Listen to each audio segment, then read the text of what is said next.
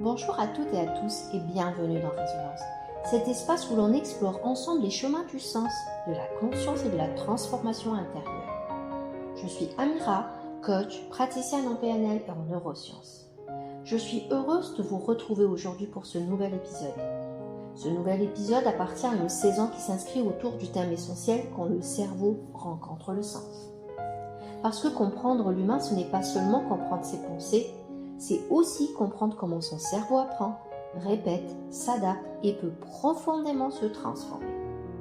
Et aujourd'hui, nous allons parler d'un sujet qui est fascinant et porteur d'espoir, la neuroplasticité. Autrement dit, la capacité de notre cerveau à créer de nouveaux chemins neuronaux et à modifier ses connexions. Et surtout, à transformer durablement certaines habitudes, comportements et croyances. Pendant longtemps, les neurosciences pensaient que le cerveau devenait quasiment figé à l'âge adulte. Eh bien, les recherches ont montré tout autre chose.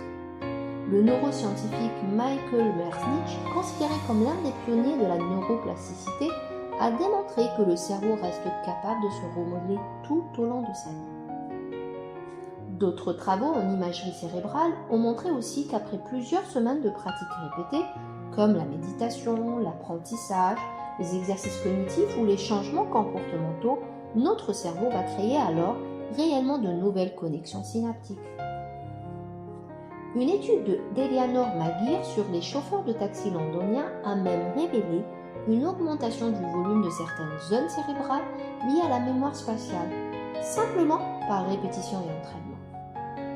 Cela signifie une chose essentielle. Le changement n'est pas qu'une idée motivationnelle, c'est surtout une réalité biologique. Mais alors, pourquoi certaines personnes ont-elles tant de mal à changer malgré leur volonté ?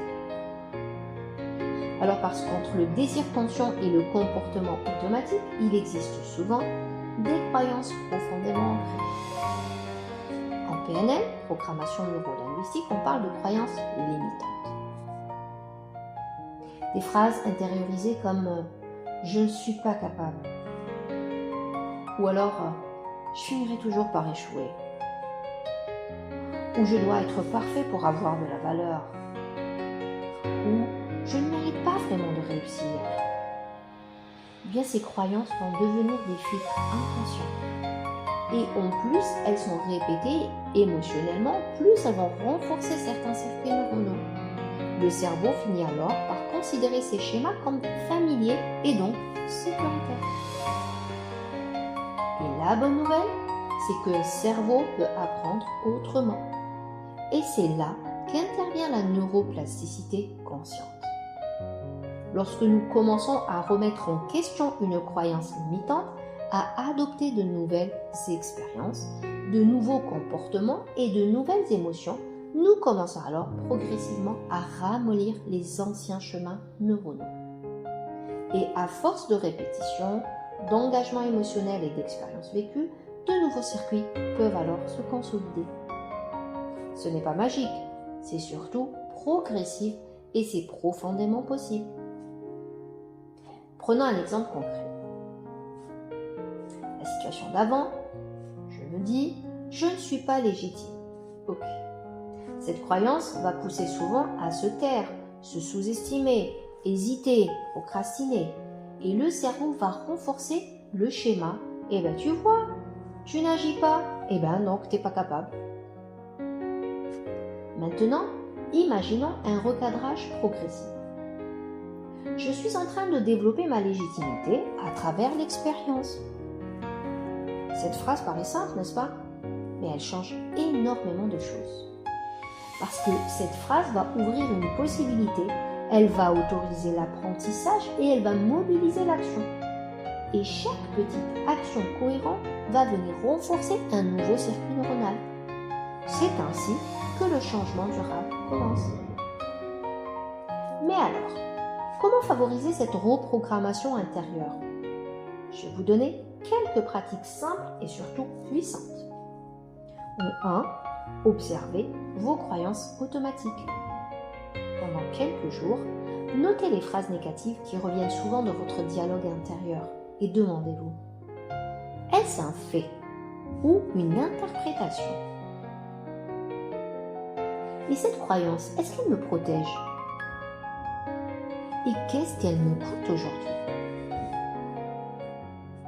Et là, vous allez introduire une croyance mobilisante réaliste par une affirmation, une phrase crédible et évolutive.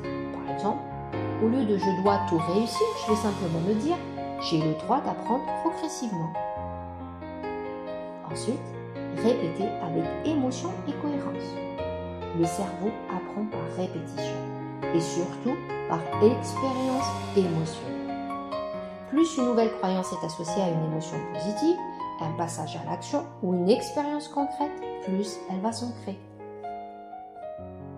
Et là, vous pouvez ainsi passer à créer de nouveaux micro-comportements. Le changement profond commence rarement par des révolutions spectaculaires. Il va commencer par simplement une décision différente, une limite posée, un non assumé, une prise de parole ou un moment d'écoute de soi. C'est vraiment chaque petit acte cohérent va envoyer un nouveau message au cerveau. Et peut-être que le plus important à retenir aujourd'hui, c'est que vous n'êtes pas condamné à rester enfermé dans vos anciens conditionnements, parce que votre cerveau évolue. Votre identité évolue aussi, et votre manière de vous percevoir peut aussi évoluer. Le changement conscient est possible lorsque la conscience, l'expérience et la répétition travaillent ensemble. Merci d'avoir partagé ce moment avec moi dans Résonance. Si cet épisode vous a parlé, n'hésitez pas à le partager autour de vous, laissez un commentaire ou m'écrire directement pour me dire ce qu'il a éveillé en vous. Et si vous ressentez le besoin d'être accompagné dans ce chemin de transformation intérieure, de réalignement et de programmation, de reprogrammation de vos schémas limitants, nous pouvons en parler ensemble. Je vous donne rendez-vous dans le prochain épisode. Mémoire et apprentissage, le cerveau comme terrain d'expérience. Nous explorons ensemble comment nos expériences façonnent notre mémoire et comment apprendre pour devenir un véritable levier d'évolution personnelle. Alors, prenez soin de vous et surtout, restez à l'écoute de votre propre résonance.